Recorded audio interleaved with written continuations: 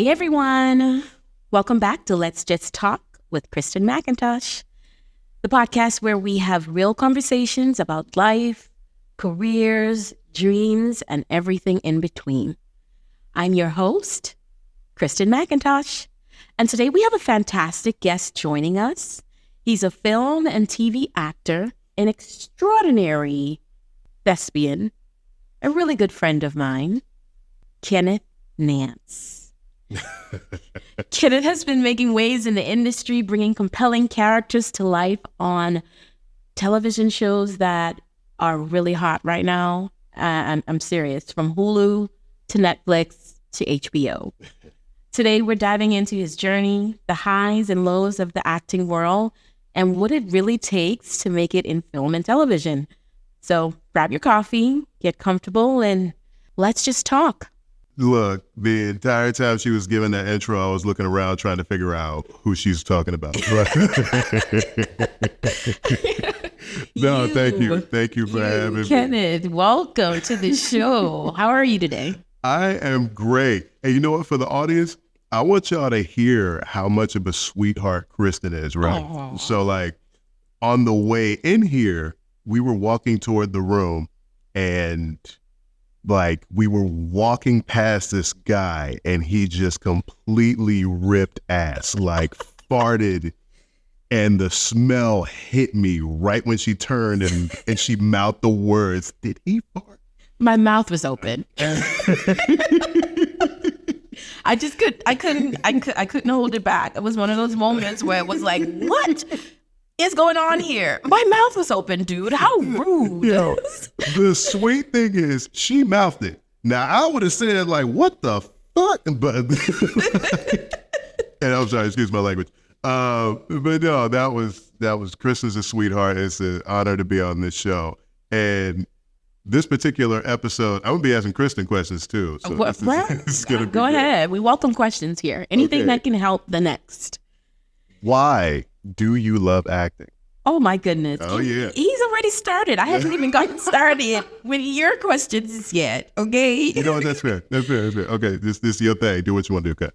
I mean, I can answer it and then we can go to your questions. Okay. But I love acting because I get the opportunity to play with words. I get the opportunity to study different character types. Sure. And I really get the opportunity to just be another person and really have the viewer see me in that person.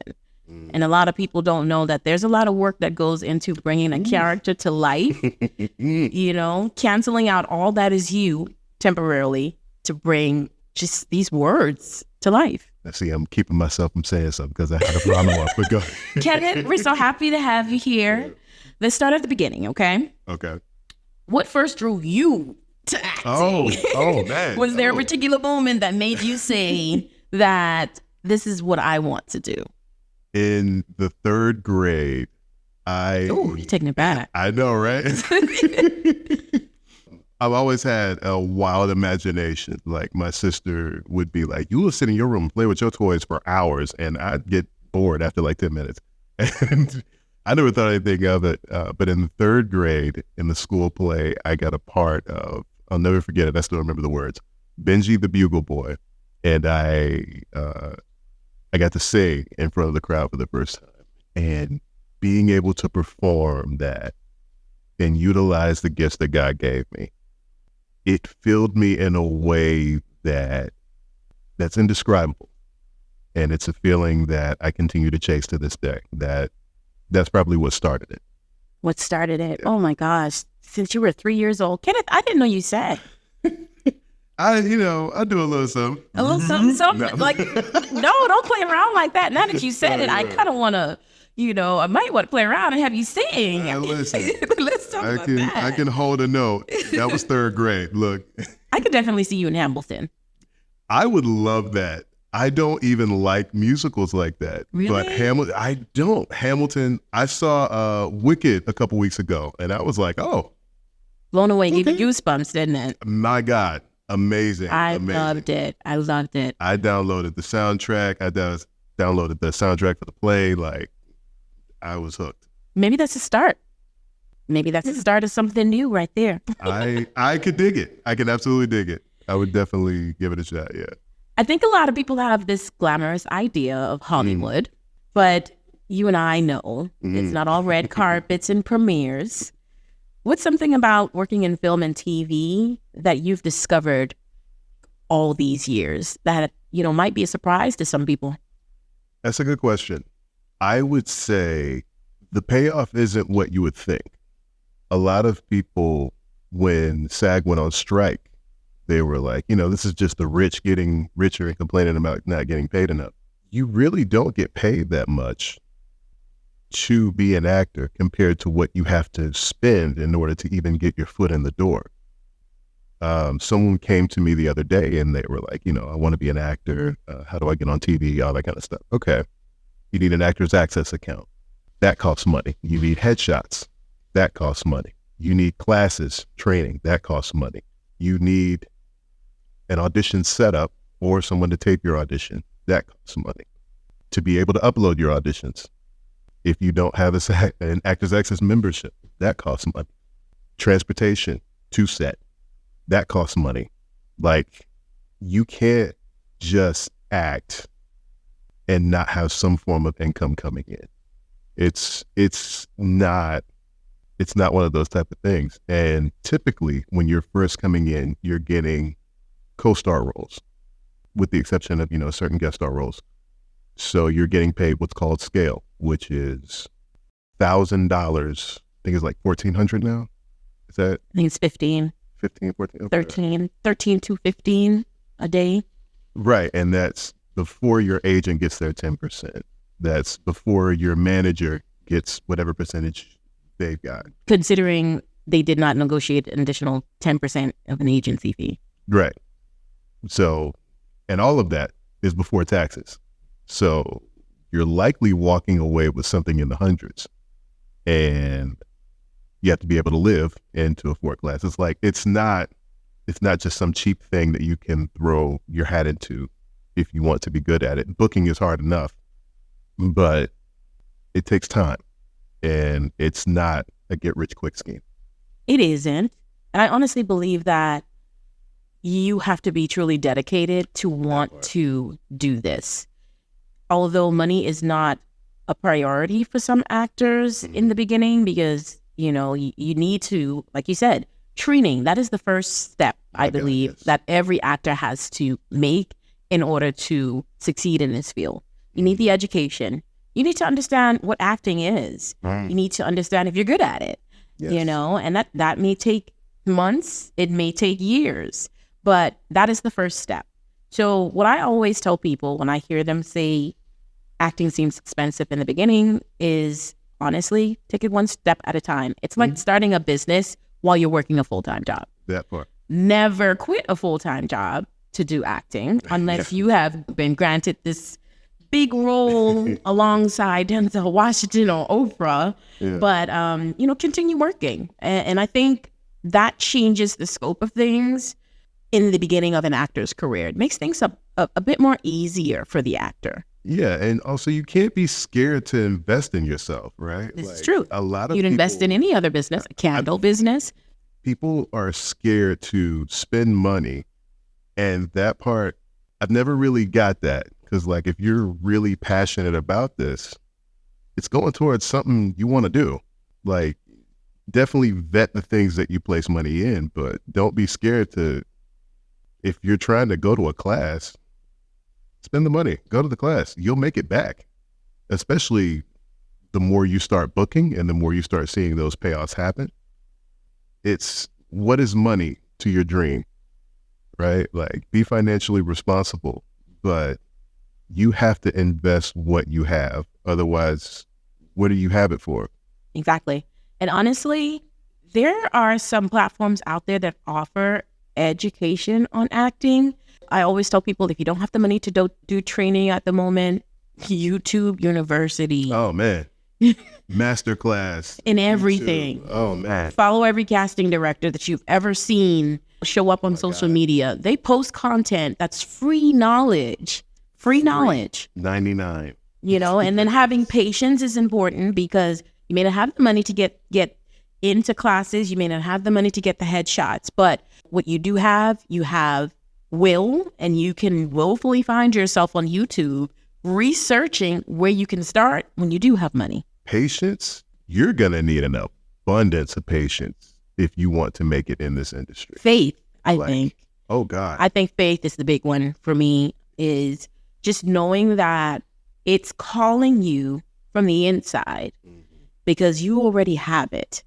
Okay? If you think about it that way, why on earth would God give you such a burning desire for something that I feel is just, I think this is an off the beaten path career, if you ask me. People just don't wake up and say, I want to be an actor. No, they look at someone that they admire on television and then they get an interest and then boom. There's many other different ways, but it all boils down to, I think I might like the idea of being an actor. People need to have faith. I think faith has gotten you and both me, Kenneth, along the way because we believed that someday we would have booked. And sir, looking at your IMDb right now, I can't stop scrolling. You're booking.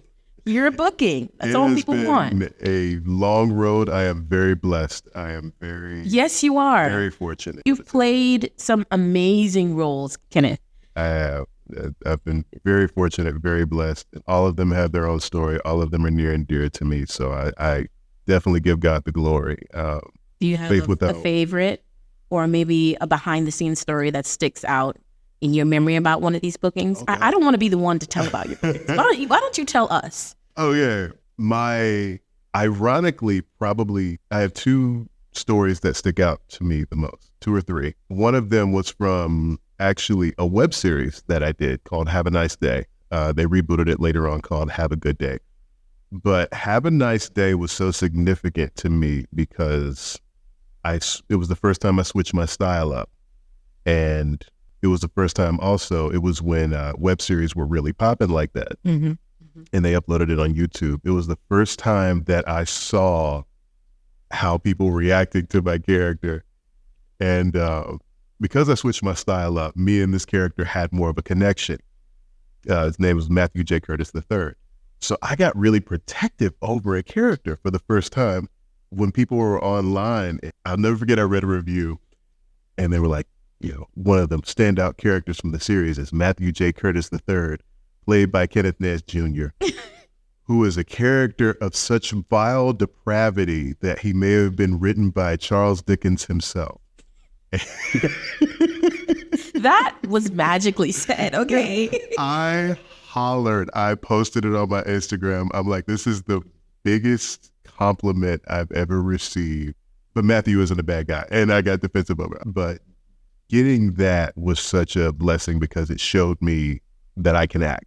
I know what I'm doing. It was a reaffirmation that I'm on the right path. The second one was Lady in the Lake. Lady in the Lake, I had gotten into the practice. Listen, actors, Duke in that one, right? Yes, Duke. I love the Duke. Actors understand you're always going to be your best advocate. So I had gotten in the process of self-submitting. See, this is the knowledge that people get from training and research. Yes. Okay, yes. You didn't pay anything for that knowledge, Kenneth. No, not at all.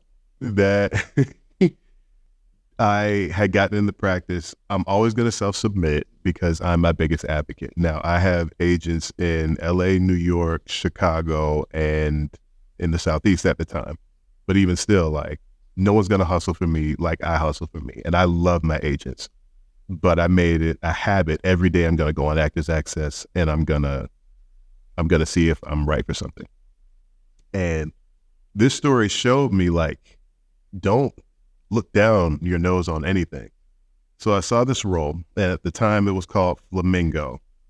And I submitted to it, and the casting company was called Atomic Honey Casting. I had never heard of them. Loved them to death, but I saw Flamingo and Atomic Honey, and I'm like, is this a porno?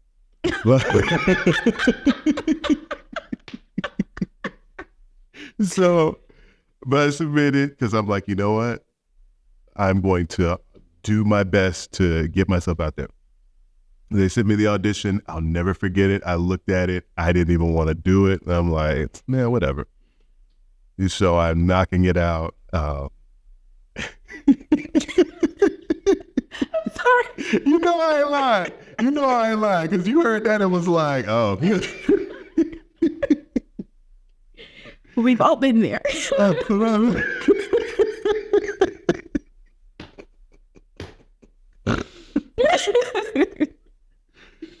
I do the audition, and it was a self-submission. They messaged me back. They were like, hey, you're a finalist for the role, and you couldn't find much information up on Google or something like that. So I hit my manager. I'm like, hey, Sam, these people are reaching out. I think it's just like some little indie project or something like that. They may be reaching out to you. I don't think I'll take it, but we'll, talk about, depending on what they're talking about. And then he sent me the offer, and it didn't say who was in it. So when I see the offer and it does say who's in it, originally the scene that I auditioned for was going to be opposite Lupita Nyong'o. And Natalie Portman was in the show. And I'm like, holy crap. That was also the year I'd gotten Godfather of Harlem. Oh, goodness. And I had gotten Beverly Hills Cop. So I'm like, we'll be opposite Eddie Murphy. I saw that one in the theater. When I tell you they had to shush me when I saw it come up. Because in acting, let me tell you something, guys. Usually actors, you're not able to talk about your booking until it airs. Mm-hmm. You can shoot it a year or two ago, but you got to keep your lips shut until it airs. So when I saw Kenneth, and I was like deep in my popcorn. I was like, hold up. I know him, and the couple behind me was like, shh, And I would have been like, you shh. No, but no, those are the two. So how did you get started in acting? Oh, good. Yeah. No, we're going to put this thing down, flip it and reverse it. Come on. Well, as I said in episode 1, guys, if you haven't checked out episode 1, go back to my intro. I started acting, and honestly, I call it direct alignment, when I was about 13 years old. So, I'm from the Bahamas. Okay. And I'm from this little island called Abaco. Abaco is little but mighty, honestly. Beautiful, beautiful city. My mom had a gift shop. And at the time, it was like the holiday season, and she wanted to hire someone to do a commercial for the holiday season. So the guy comes from the local broadcasting station, and he's like, okay, here's what I can do for this commercial. So he hears me talk, and he's like, oh, you have a great voice. And he was like, you should definitely do the voiceover for this commercial. So I ended up going to the studio, seeing the setup. I think I saw where they reported like the weather, I think. I can't, my memory is crappy, but I was at the studio and I felt like, oh my God, this is where they record the things that I hear in the car on the way to school in the morning. And I loved it. I felt alive. Audience, 360 moment. She started out doing voiceover, and look what we're doing in this very moment. Exactly. Exactly. Exactly. God uses everything. He really does. A couple years later, I graduated high school and I went to college. So I actually went to college for fashion. My mentor at the time loved her. I used every opportunity that I had to be in her office, to just ask her for all the information that could help me and my career when I graduated. When I graduated, I think they call them externships, but it was an internship. My internship, are you ready for this? Okay. Are you sure? Let's lay it.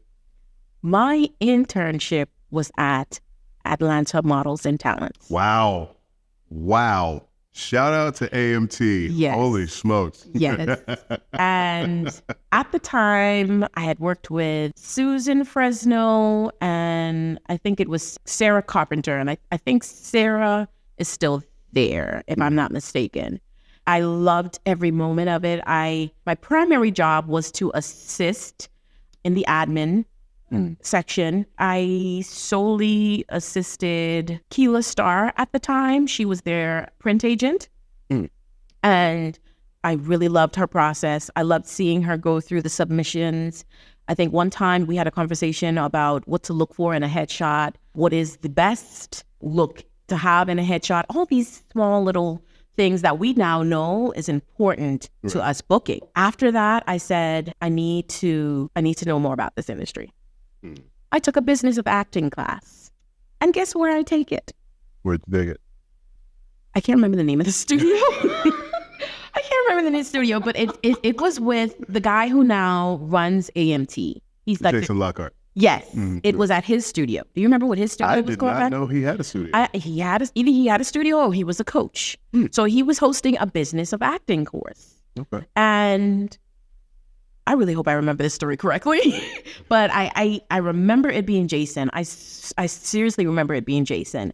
And that was the first credit that I was able to put on my resume. The first training credit, the first just credential that certified me as an actor. After finding out all this information, after working with AMT for about 5 months, my internship ended. They did offer me a role after, but I did not accept because at the time I thought I wanted to pursue more of a fashion career. I started really thinking about it and I said, Kristen, you've seen how people make money in this industry. Go to some classes, see how it goes. Started to go to my first acting class at the company acting studio and saw so many people that were trying to do the same thing that I was doing. And I lucked out because I said to myself, everyone in here has an agent. I don't have an agent as yet. So what I did was I self-submitted myself and I got signed the next day. And where did you get signed to? I, at the time, was signed at this agency in Nashville, Tennessee, that had recently opened up a boutique agency in Atlanta. Why did you not go to AMT? So at the time, AMT only signed individuals that were SAG. Okay.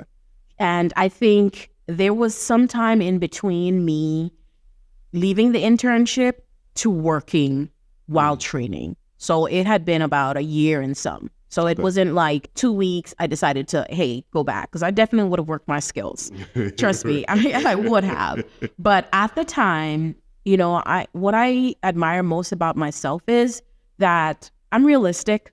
And if I want something, I'm going to lay out a realistic plan. And I know that I needed experience. Because at the time, I was seeing people like Amber Cheney walk into AMT. I can't compete with that without any credit. So I knew I needed to actually build my accolades. I needed to figure out how to do this acting thing, how to actually make money from it, and how to actually become a commodity. I'm currently with the Line Star Agency. Right. And I love Barb. Love Jessica. Love Jessica. Love Natalie. Lipstick has impacted my career. Her and Greg Allen Williams have impacted my career more than anybody else. Oh, my goodness. My family. Love Barb. I remember when Barb met with me, she said to me, "Oh, I love your skin." And I remember thinking, wow, she notices. She notices the small things. Like, you know, in commercial, that's a big sell right there. Yeah. Great skin. She complimented me on my teeth. And I said, oh my gosh, I cannot wait to be signed. I didn't know at the time as yet. Yeah. But we were talking, we did our intro interview.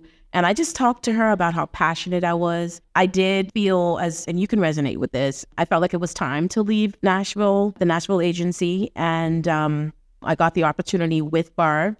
I think Barb signed me within 48 hours, maybe 72. And a week later, I booked my first SAG role. Which was?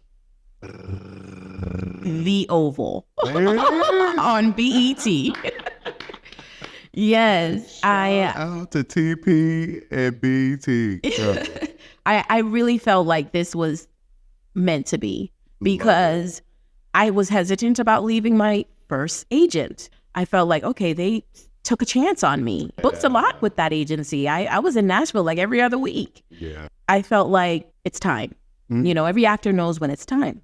And when that feeling comes, trust me, once I've said a prayer and I ask God to open up the way and allow me to just walk through that path smoothly, man, I was like, Barb, are you serious? They want me? Me? That was my first SAG booking, and that is what I think pivoted me over to SAG eligible. Yep. And I was scared. I was terrified to think that they can smell the fresh meat on me. Like, I was like, okay, Kristen, like, it's just like any other job. It's a new job. Just walk in there confident, like you know what you're doing.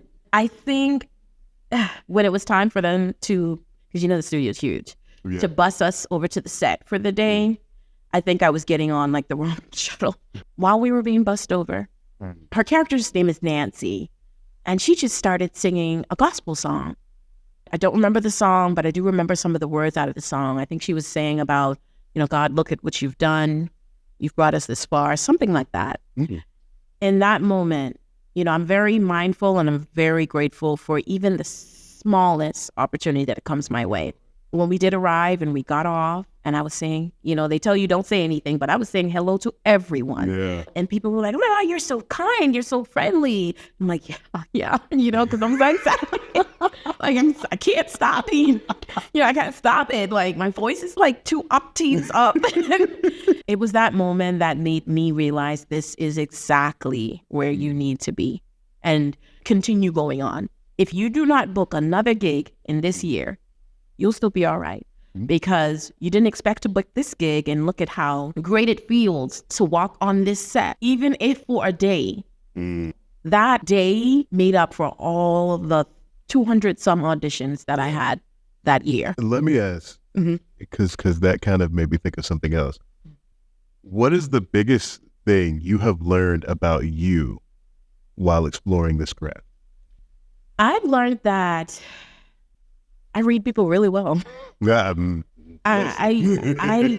have definitely, and it's a gift and a curse now, because it's hard to ignore things. Yes. It's hard to not pick up on things. Yes. Facial expression. Oh my goodness. Sometimes I close my eyes when I'm having a conversation because, I can read your thoughts through your facial expression. As an actor, you're taught script analysis, you're taught just psychology 101, building that character and learning the simple traits of that individual. Now, in my everyday life, I'm looking at a person's body language. I'm looking at their eye contact.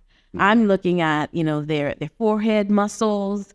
I'm looking at how tense their masseter muscle is. I'm like, okay, something is going on here. My conversation is geared towards what that person's body language looks like. So I'm responding to the body language. A person is talking. I'm so attentive to the point where I have to put headphones on to where I do not pick up on every single little thing in a conversation, because as an actor, you don't want to miss anything, because you want to listen and respond. And I'm like, in a regular conversation, if someone is telling me unlock the window and they're having a conversation outside of telling me unlock the window, I'm like, wait, what? What did you say after unlock the window?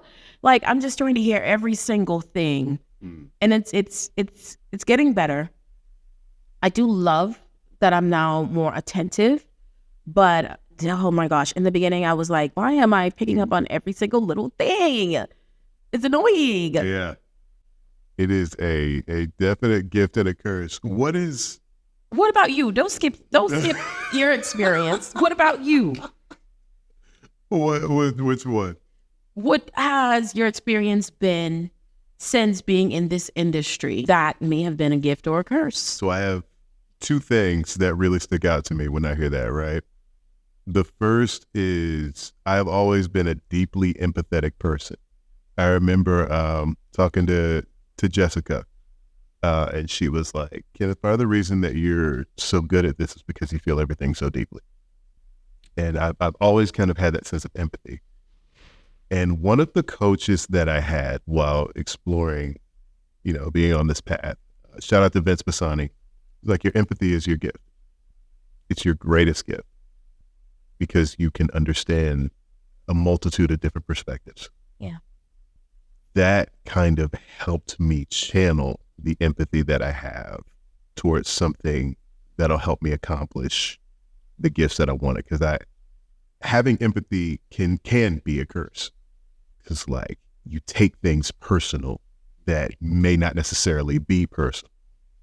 So learning to kind of use that. The second thing is learning how people perceive me. I took a class, shout out to Sam Christensen, rest in peace. I am extremely shy. No one would believe that. No one would believe me. I am shy. I do not people well. I am scared. I have this running gag that inevitably I say something wrong on every set that I've ever been on. Inevitably. So like I live in terror that I'm going to say the wrong thing all the time. I'm not good with words.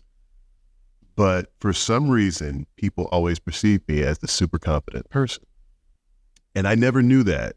I took a class with Sam Christensen, and we did this exercise. Okay, here's the exercise.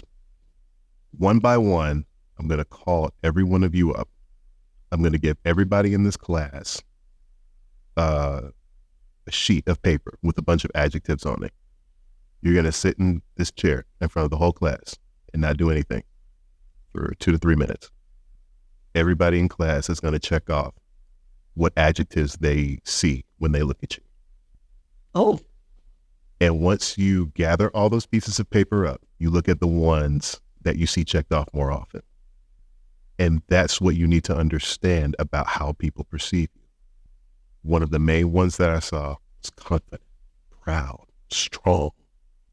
And it made me realize it was helpful in a lot of ways because I don't need to, when I get a role like that, I don't need to act that. I get that for free. Even if I am feeling freaking terrified, for some reason people see I'm confident. I've never had that acting exercise. Yeah. I would be terrified. Yeah. I mean, how do you see me? And how do I see you? I see you as confident. I see you. You get that done a lot. Yeah. Are you? I am. Okay. I am. I think that's embedded in me naturally. Right. Am I shy? Heck yeah. Heck yeah. I I'm do shy. not believe it. I can walk into a room. The more people that it's filled with, my nerves, because of acting, I take those and use those nerves to help soothe me in the situation. So I will be seen as the most confident person in the room, like yourself. And in acting, guys, they teach you, stage fright, to use it. All those jitters that you get, use it in the scene. Yeah. For me, if I'm walking into a room and I'm, a little bit uneasy and I'm nervous, I'm walking in and I'm greeting everybody because I want to be able to make a great impression. So I'm using those nerves. So the funny thing was, the first thing I ever booked, the SAG booking, first SAG booking I ever got, Atlanta. And I'm in the jail scene in episode 2. Oh my gosh. Yes, with Donald Glover. And I was, for years, such a big Childish Gambino fan.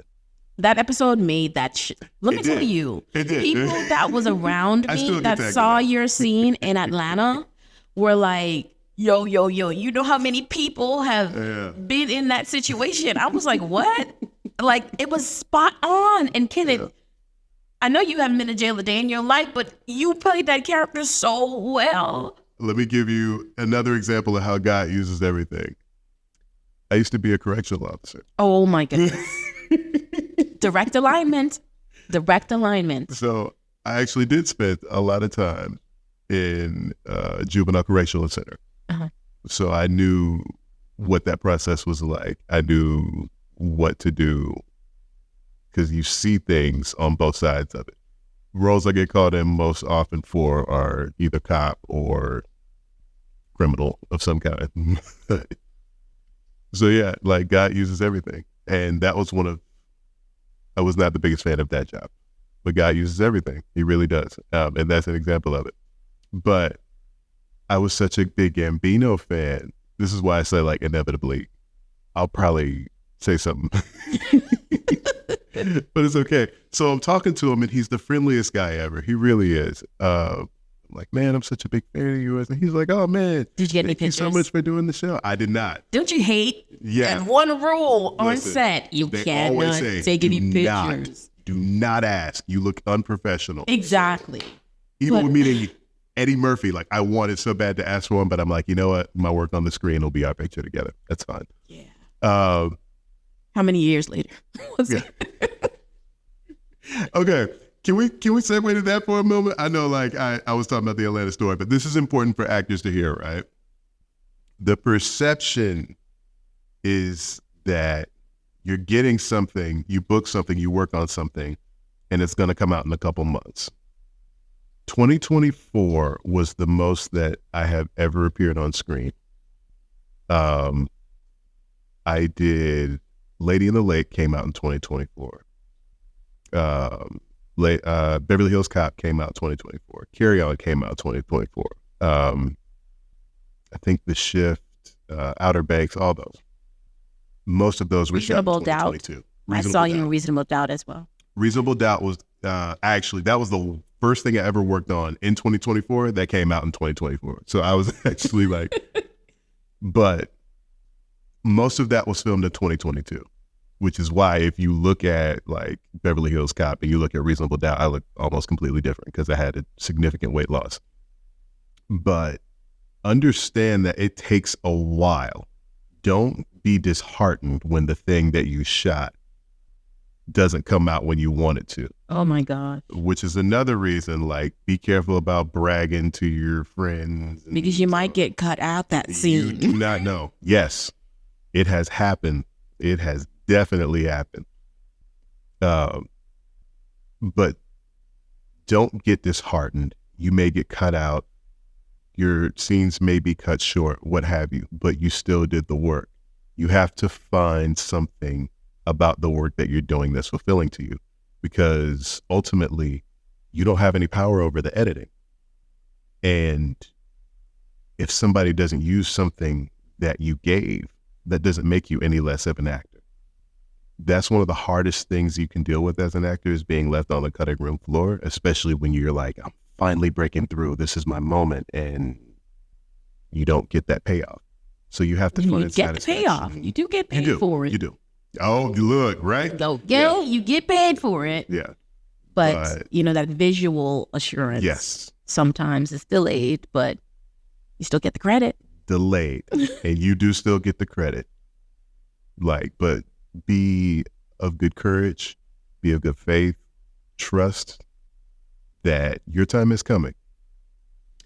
Okay, Kenneth, so you and I both know in every industry, it has its challenges. Right. And we talked about some of those so far, but acting is definitely a tough one. Sure. Have you faced any major obstacles in your career that may have possibly taken you out of the game completely, but it didn't? And how did you push through? Okay. This is kind of an ongoing story, right? An actor came for taping, because I typically tape people for free. They asked me the other day, auditions have been so slow. I feel like I'm doing something wrong. And I'm like, you have to understand, 2020, we had a pandemic. That kind of lasted from 2020 to 2021. 2022, floodgates were open from the backlog, all that stuff. 2023, we had a writer's strike. 2023, 2024, we had an actor strike. 2025, fires everywhere in Hollywood. There's a lot that has happened in our industry that we have absolutely no control over. So a challenge that I personally face, 2022, after praying and grinding in classes and short films and all this stuff for a decade, I'm finally starting to book. It's finally happening. 2022, I booked 9 times. And that is a blessing. Yes. Because actors, I think on average, may have 1 to 2 bookings a year. Yeah. So you exceeded your yearly quota for the next couple of years. Like, stuff I never thought I could get. And then the business show. And for 2-3 years now, I am riding this wave of momentum from these things that have come out To a complete halt. It's been hard to think you finally broke through and then do the things you have no control over. Stop. But that is when you surrender control. Trust in the Lord with all thine heart, lean not into thine own understanding, acknowledge him in all ways, you'll direct your path. Fear not, for I am with you. Be not dismayed, for I am your God. I will strengthen you, I will help you, I will uphold you with my righteous right hand. So that's something that kind of took me out, because also in the midst of that, 2023, I was engaged and that relationship ended. So like, if I had acting to fall back on, I'd have been fine. Or if I had the relationship to fall back on while the acting froze, I'd have been fine. But I was both. So it's kind of like you have to rediscover who you are and who your purpose is outside of this industry. So it's been an ongoing challenge, and that almost took me out, but it didn't. It did not. It did not. And I'm glad you touched on, such a sensitive topic. Yeah. Because it leads me to say that we have a lot of creative listeners. And some may even be dreaming of an acting career and not even taking the initiative to do the research as yet. Sure. What motivation and advice would you give to someone trying to break into the industry at this moment? One, know the business. Especially right now in this day and age, understand the business and set realistic goals for yourself. Like in 2021, I was going to quit if I didn't book 5 TV roles. Right. I had written it down on a sheet of paper. I had done everything. And I was like, all right, God, if I don't get 5, I may have just misheard you. Ended up getting 6. That being said, had I had that goal last year, I would be out of a career. And for what? Like, you have to understand the times that you're in and that you don't have control over everything. I say lean into it. Exactly. 100%. Yeah. The business is constantly evolving. And booking also should not be your goal. One of my acting coaches used to say, the goal is not perfection. The goal is to have an experience. And understand that there are a million things out of your control when it comes to being cast or casting someone for film and television. The one thing that you can control is bringing the best version of you to the character. Do your work. Focus on how you can be the best artist that you can be. And truly leave the rest to what it is. That would be the advice. And perseverance. Definitely that. Yeah. You definitely need that. You need to be armored with that. What about you? What? What piece of advice would you give actors who are starting out? Keep going. Don't stop. Write down your goals. And don't listen to anybody that doesn't feed into your goals. Oh, my God. Because honestly, you let one negative opinion in, it is going to supersede all the positive ones that you have. You want to be persistent in this industry. Yeah. Do not want to chase anything but the experience. Because the journey is in the marathon. And they say it a lot, it's a marathon and not a race. But the journey is truly in the marathon. Take the scenic route. Everything that you're seeing and doing along the way before that booking is important and it's necessary. And I just want to say this because you went and made it heavy, Kenneth. I think all of those things that you went through was important for your growth, because you can now take that, bottle it up, put it into your little feelings jar, and take it on to set with you. Yeah. And play a damn good divorcee husband. Yeah. You're not wrong. You're absolutely not wrong. God uses everything. I truly believe that. And I'm a yes and that. Vet your sources. Okay, improv. See, y'all artists know what it is. Vet your sources, right? Like you have to be able to filter what advice is going to be helpful to you and consider the source. A lot of times with acting, people who are not actors or artists try to tell us how to be successful in our industry, and they don't know our industry. Joe Blow off the street telling you that you need to walk up to Tyler Perry and ask for a job. Like, he don't know. That's a military base. Walk up in there if you want to. They check you like 3 times before you even get to the road to get to where you need to be. Good luck getting in there. Shout out to Jay Ayers. He did a skit about that where he actually legitimately drove up to Tyler Perry Studios and he talked to the security guard and was like, look, can I talk to Mr. Perry? He's like, no, I don't work like that. Turn around. Thank you, everybody. Exactly. And that's what happened. Okay, Kenneth. So let's speed things up a little bit. Okay, right. Okay. Let's do it. Before we wrap up, let's do a quick rapid fire round. Boom. Let's do it. I'm with it. So just say the first thing that comes to mind, okay? Oh, this is going to be good. Okay. Okay. I'm waiting for this. Favorite movie of all time? 40-Year-Old Virgin. Dream role you haven't played yet? Lawyer. Most memorable co-star? Ooh. So many, right? Eddie Murphy. Eddie Murphy? Oh, yeah. You definitely couldn't let that one down. Yeah. One thing you always have in your trailer? Food. Of course. I'm always down for crafties. Oh, my God. I want 2 meals. Okay, the healthy and the unhealthy one for each round. I need to start doing that. Okay. Last but not least, if you weren't an actor, what would you be? Lost. That was good. That was actually good.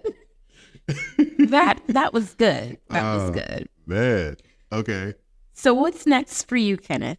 Any expecting projects coming up that you can talk about? So there is a project coming out in March called Dope Thief on Apple TV. Ooh. I will be in episode 3 of that. I have another show that I was in that, well, yeah, you can't talk about that yet. Yeah, I can't talk about that yet. But listen, that's another thing. Actors, artists, they take these NDAs seriously. Yes. If you can't talk about it, don't do it. Don't do it. Especially also if you don't know if you made the cutting room floor. Here's hoping I made it past the cutting room floor in Dope Thief. You have. I'm claiming it. What about you? You know, and I wanted to ask you about something, right? Because you think you're getting off the hook. Okay. You and you did a short with me a couple of years back when I was going to, yeah. I forgot to say, usually I start the intros with, how did we meet? Right. So I'm putting it back on you. How did we meet, Kenneth? We met, we did a short that an actor friend of mine named Andre and I wrote. It's called Uh-Oh. Andre did most of the casting because I'm terrible at peopling. But I didn't know who to get. And that's how I managed to meet Kristen. I remember that scene that required a lot of elevation. That's all I'm going to say. Go and watch it. I think it's on YouTube and Amazon Prime. Man. Did you guys? We ended up figuring it out eventually, but he handled most of all of that. Yeah, I think it's on YouTube. I got to look it up. It's been so long. That was a long time. That was a very long time. That was like 2018? Probably 17. Something like that. Yeah, that was a long time ago. Yeah, it was. But it was fun. I think there were some really strong characters, actually, in that scene, because all of us are actually currently now working a lot and working, you know. So I definitely think that there might be some value in that short. It really the might next be. couple of years. What would you say now is your strongest asset as an actor? Oh my goodness, my personality. Explain. It's now polished, Mm. and I think before I was just this, I think, ambiguous personality, very boisterous, very loud, and yes, it was a lovable personality, but to me it was annoying, you know. And I felt like, okay, you just can't walk in Your every own personality is annoying. I mean, back then, the one that I started out with before acting. And now I know how to read the room. I know how to enter and exit a room with or without being noticed. And some may look at it as maturity. I see it as, thank God, I have polished my personality and it is growth. Some of my yes, growth. I think growth. It has helped me grow both personally, professionally, and creatively as well. What is the most memorable character that you've ever played? Ooh. And why was that one most memorable? I'm going to say, I wish I could say the one. I can't even talk about this one as yet. Oh. That's how you know you Hollywood right now. Let's just talk about that. That's some Hollywood stuff when you go like, wow. Black Hollywood.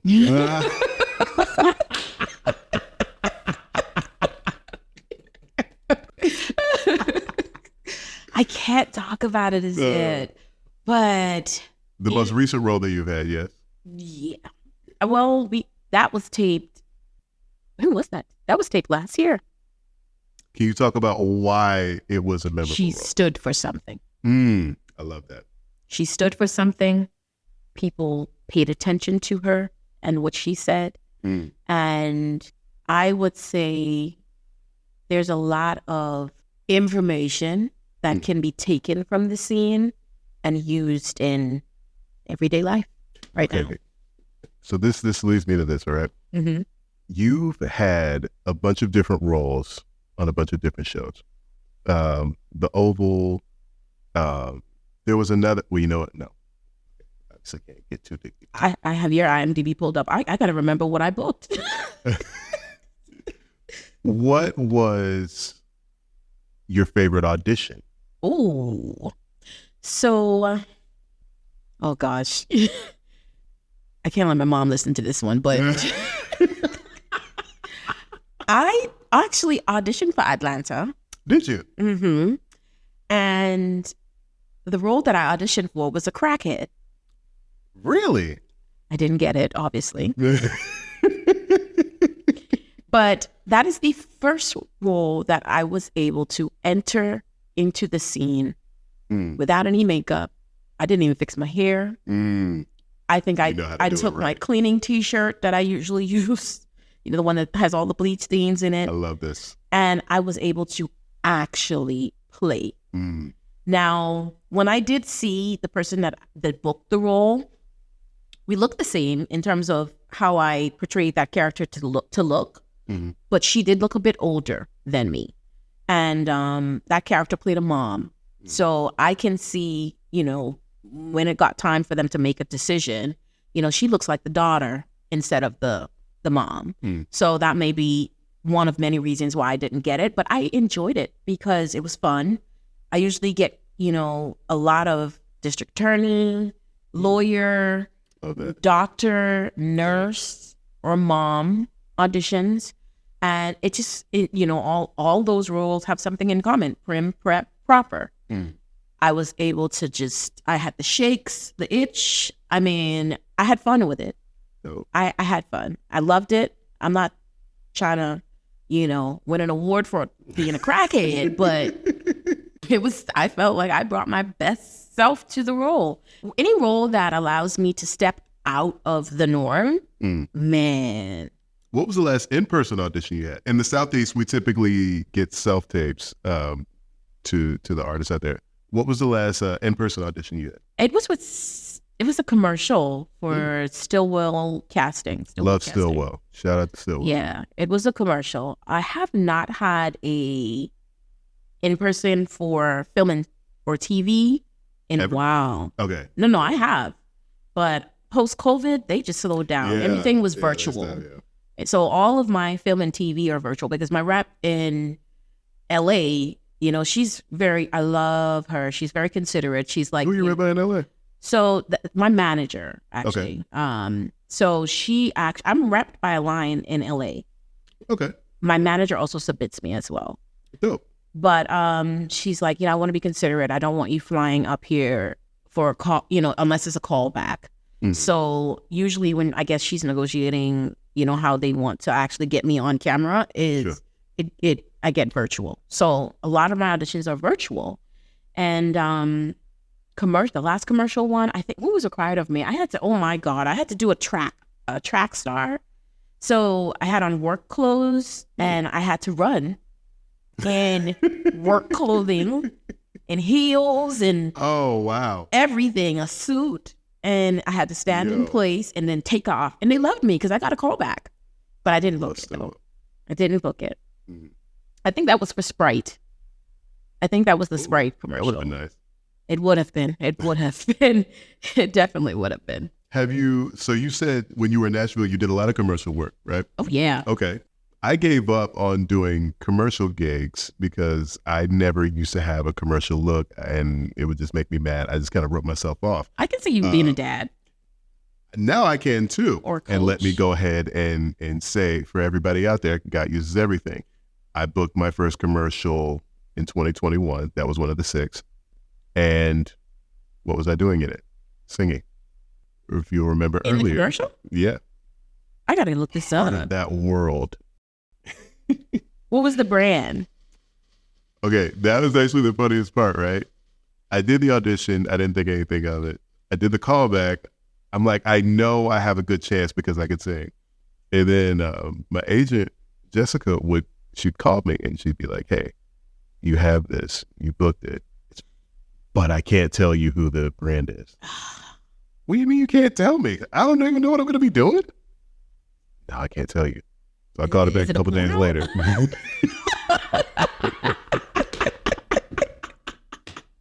Shout out to Lady in the Lake. I got there and I remember I called her when I parked and I'm like, Jessica, can't you just book me something for Apple? Oh my gosh. I can't tell you. Then when you walk in, they make you put up your phone and all that stuff. And that's okay, this is for Apple. Mm-hmm.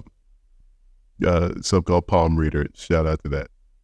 Yeah, listen, I love getting calls from Jessica. It's to the point where when she called and told me about the Oval booking, I was getting Botox at the time. Really? I was at a med spa on the table and I had answered the phone like this on speakerphone.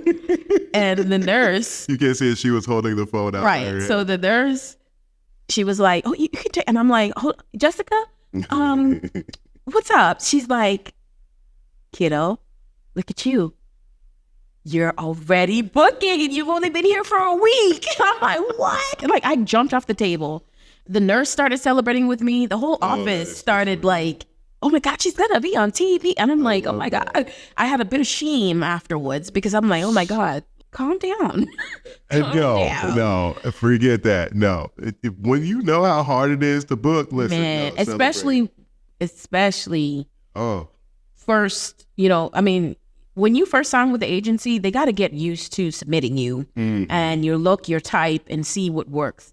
Off the bat, right? Barb did what she told me she would do in my intro interview, which was, kiddo, I am great at submitting people for the perfect role for them. Listen, Barb, I know I'm rambling, so feel free to stop me.